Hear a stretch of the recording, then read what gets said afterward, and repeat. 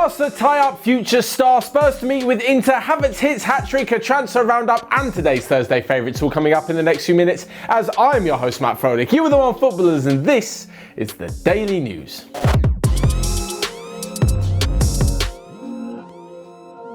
So first up, in a busy summer of transfers for Barcelona, there has been one very good piece of news recently, and that is that Ansu Fati has committed a new deal to the club, which sees his release clause go way up.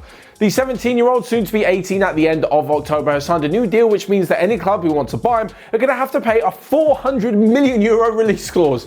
Now, we saw these ridiculous figures thrown around earlier in the summer, with Messi apparently having a €700 million release clause. So the fact that Fati's got one just €300 million less shows that Barcelona do rate him ever so slightly. There were rumours earlier in the summer that Manchester United and Dortmund have made offers for him within the last year, both for a permanent and a loan transfer. But honestly, with so many players going out of Barcelona, with the fact they need to sell before they buy, it makes sense to hang on to one of their best prospects from La Masia in the last few years. Anyway, Ansu Fati will be part of the squad which plays Villarreal, Barcelona's first match day in La Liga, and you can pretty much bank on him having a good impact. Elsewhere, and to Inter Milan, who are set to meet with Tottenham today over some rather interesting transfer news, and it's that of Milan Skriniar heading to North London. Now, the beginning of the transfer window brings around all the same topics when it comes to Spurs and transfers. Levy won't budge, they don't want to spend too much money, they're trying to haggle down for any sort of transfer, and they end up signing someone crappy within the last few hours. But in the last few weeks, I don't know what's happened, but things have changed. Bale's joined the club, so has Reguilon. This is after the likes of Joe Hart and Pierre-Emile Højbjerg also came into the club alongside Matt Doherty, and now there's rumours that Spurs are willing to pay the €50 million plus a few add-ons to bring in Milan Skriniar. Apparently the Italian club Inter value him more, around €60 million, but Levy being Levy will probably manage to get them down with a little bit of money on top, as I mentioned. But it doesn't stop there for Spurs. Alongside the deal for Škriniar, they may also be tempted to go to Naples and try and bring back Arkadiusz Milik, whose move to Roma hasn't quite happened just yet, and he's still available for transfer. But moving on from transfers for a second, and to some of last night's action, where Kai Havertz hit a hat-trick. Fantastic for him. 3 brilliant goals as Chelsea saw off Barnsley 6-0. Now, I know there's going to be so many of you who say, oh, it's just Barnsley. Oh, it's Chelsea-Barnsley in the Carabao Cup. They won 6-0. It was easy, blah, blah, blah, this and that. You're the same kind of guys who would say, oh my God, it was Barnsley and Havertz didn't even score if he hadn't scored a hat-trick. So shut up.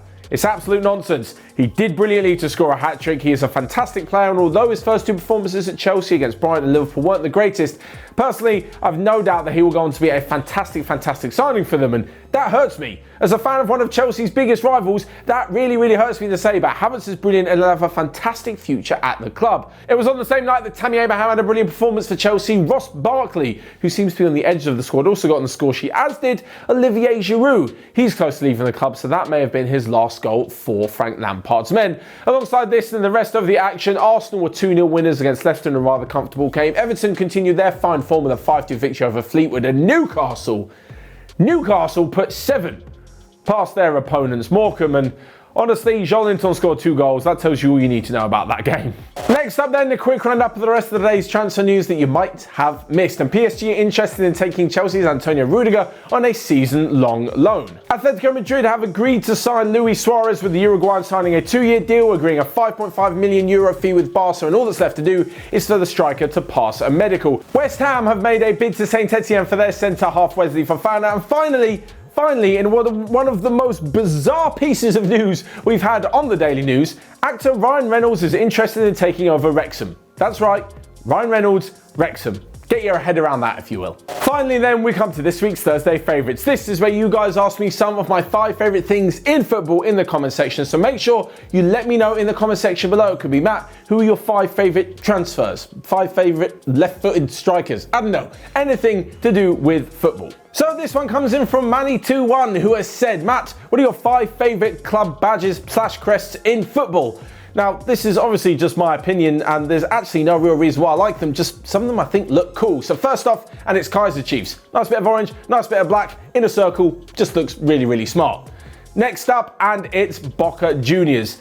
This one is super cool. It's like one of those old school badges, and it's got loads of little yellow stars in it, a nice dark blue background. Again, nothing majorly interesting about it. In my opinion, it just looks really smart. The third one on the list, CSKA Moscow, mainly because I feel like it looks like something out of a comic book. Like the way the letters just bam come out at you and there's a football beneath it.